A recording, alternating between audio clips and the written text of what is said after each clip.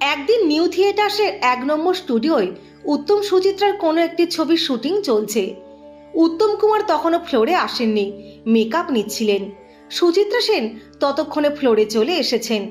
ফটোগ্রাফাররা ম্যাডামের অনুমতি নিয়েই যার যার ক্যামেরা খুলেছেন তার ছবি তোলার জন্য। আমার সেই ফটোগ্রাফার বন্ধু ও তার সঙ্গী ক্যামেরাম্যানরা যেই না সুচিত্রা সেনকে ক্লোজ আপে রেখে ছবি তুলতে যাবেন, সঙ্গে সঙ্গে তিনি stop it, no photograph please বলে শুটিং জোন ছেড়ে ফ্লোরের একপাশে একটু আধো অন্ধকার মতো জায়গায় ছিটকে সরে গেলেন। ফটোগ্রাফাররা কেউ ভাবতেই পারেননি ছবি তোলার অনুমতি দিয়েও সুচিত্রা সেন শেষ পর্যন্ত এরকম একটা কাণ্ড করবেন। ফটোগ্রাফাররা ঘটনার আকস্মিকতায় পরস্পরের মুখ চাওয়াচাই করতে লাগলেন। একজন মন্তব্য করেন, ম্যাডাম সেনের মুডে তল পাওয়া সত্যিই মুশকিল। একটু আগে বললেন